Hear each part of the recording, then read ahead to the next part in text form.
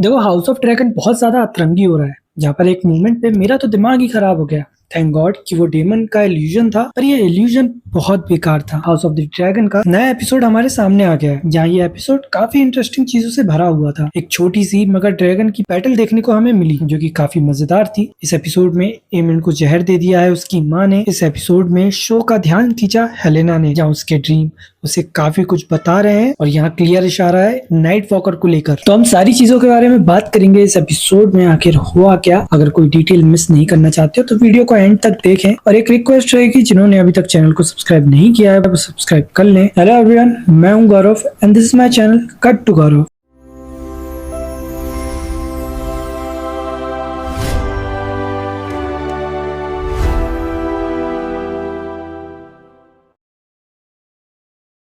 देखो, एपिसोड शुरू होता है हेलेना से, जहाँ वो रेड कीप के बाहर खड़ी है और वो कहीं जाने की तैयारी कर रही है, जहाँ उसके साथ ग्रे कलर का मिरर है। अब ये सीन बहुत ब्यूटीफुल है, जहाँ रेड कीप का गेट खुलता है और वहां से रोशनी आती है जो हेलेना के फेस पर रिफ्लेक्ट होती है। तभी एक आवाज आती है, हेलेना उठो।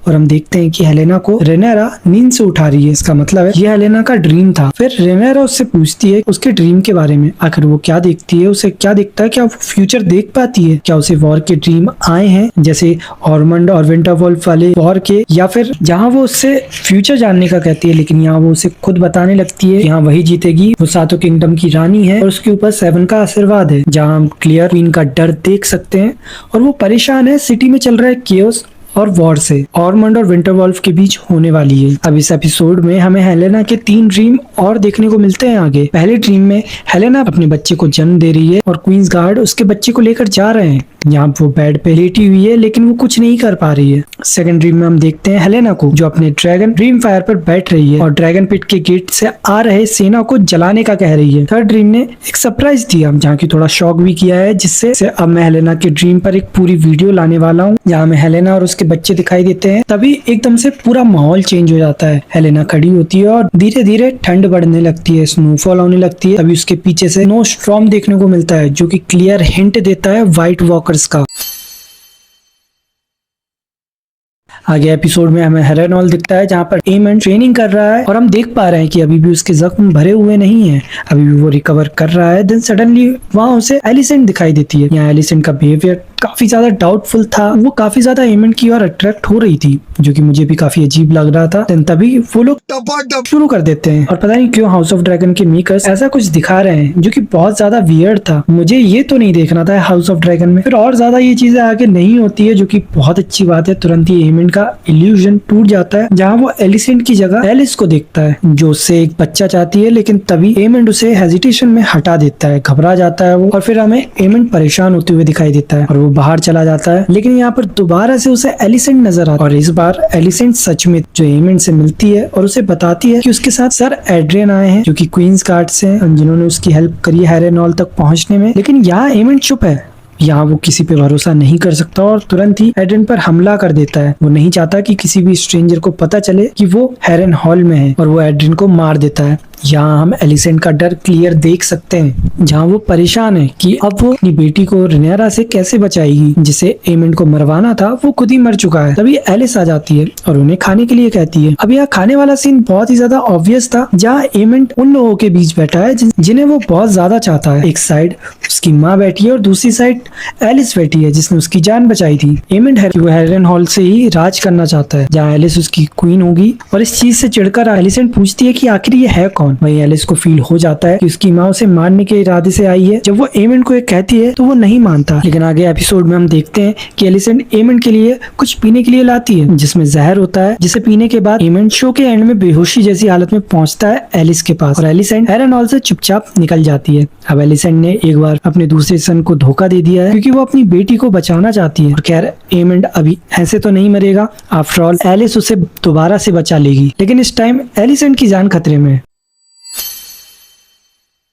नेक्स्ट स्टोरी की तरफ हम बढ़े, जो कि बहुत बढ़िया लगी। इसमें हमें एगोन अपने साथी लैरिस और टाइलन लैनिस्टर के साथ दिखाई दिया, जो कि रूस रेस से निकल रहा होता है। वो डिसाइड करते हैं एसोस जाने की। तभी मूटेन आर्मी जो कि रेनेरा के वफादार है, उन्होंने एक विलेज को कब्जा कर लिया है और वो टायलन लैनिस्टर को ढूंढ रही हैं ताकि उससे पता लगाया जा सके कि उसने क्वींस लैंडिंग का खजाना आखिर कहाँ छुपा के रखा है। और मूटेन आर्मी उन्हीं की ओर बढ़ रही है। तभी टायलन कहता है कि उन्हें रूकरेस्ट वापस चले जाना चाहिए, जो उनके लिए सेफ रहेगा। मगर लेकिन एगोन का एक स्ट्रॉन्ग डिसीजन सब कुछ बदल देता है। उसने टायलन और लैनिस को अपने रास्ते डिसाइड करने को कहा और वो खुद मूटेन आर्मी का सामना करने के लिए कहता है कि वो ऐसा इतिहास नहीं चाहता जहां लोग उसके बारे में ये समझे कि उसे उसके भाई ने मरवा दिया। वो लड़ते हुए ब्रेव किंग की तरह मरना चाहता है। तभी लैरिस उसे छोड़कर चला जाता है और टायलन एगोन के साथ मूटेन आर्मी से लड़ने का फैसला लेता है। जैसे ही मूटेन आर्मी को पता चलता है कि उनके सामने सीधे एगोन आ गया है तो वो थोड़ा सा डर जाते हैं, लेकिन वही टायलन भी डरा हुआ है। तभी वहां दिखता है सनफायर, जो कि ठीक उसके पीछे आ जाता है और मूटेन की सेना को जला देता है। यहाँ से एगोन की वापसी हो चुकी है शो में, जो कि ज्यादा मजेदार होने वाला है अब आगे, और यही शुरू करेगा dance of the dragon.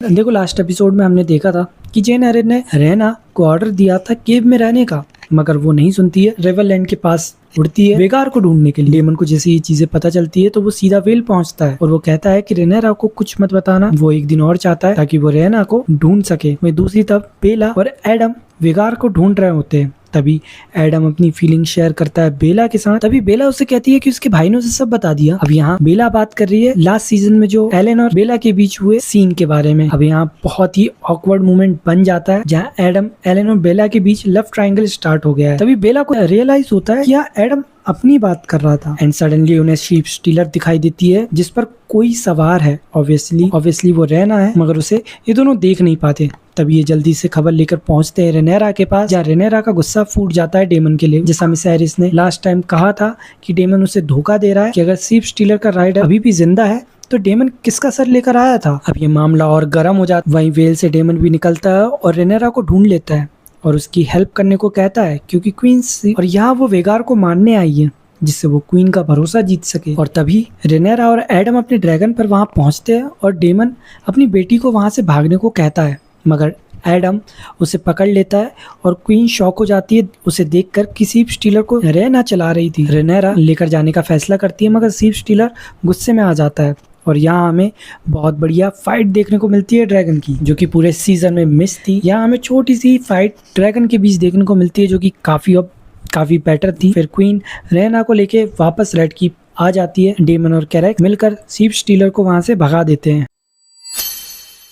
मिसैरिस queen को मैनिपुलेट कर रही है और ये बात अच्छी है कि रेनेरा इस चीज को समझ चुकी है। वो अपसेट है कि डेमन ने उसे धोखा दिया, मगर वो जानती है कि वो अपनी बच्ची को प्रोटेक्ट कर रहा था, जो कि एक चीज क्लियर कर देता है that she has hurt but not blind. वही मिसेरिया वैशाली की मालकिन शेल्वी को बुलाती है आयरन थ्रोन में, जहाँ वो बताती है कि क्वीन के पास सुनवाई का समय नहीं है, लोगों की हेल्प भी नहीं कर पा रही है, जहाँ वो खुद उसके लोगों की बातें सुनेगी और हेल्प करेगी क्वीन की। तभी सिल्वी उसे कहती है कि वो बदल चुकी है, उसे इस जगह ने और जिस पोजीशन पे वो पहुंच चुकी है उसने उसे काफी हद तक बदल दिया है। और ये सब वो अपने घमंड में बोल रही है। वो कहती है कि ये उसके अपने लोग नहीं हैं, जो वो पहले थी उसे लोग आज भी वही समझते हैं। तभी हम आगे देखते हैं रेनेरा अपने रूम में है, मगर वो परेशान है जिससे वो सो नहीं पा रही है। तभी वो मिसेरिया के रूम में पहुंचती है, जहाँ वो डिस्कस करती है रिवरलैंड में हुई चीजों के बारे में और वो डेमन को दोबारा से माफ करना चाहती है। और यहाँ मिसेरिया और रेनेरा का अलग ही रिलेशन दिखा। अब यहाँ मिसेरिया का डेवलपमेंट बेटर है, जैसे कि उसकी प्रीवियस लाइफ थी उससे बेटर। अब एक वो क्वीन को सेड्यूस कर रही है, जो कि क्लियर कर रहा है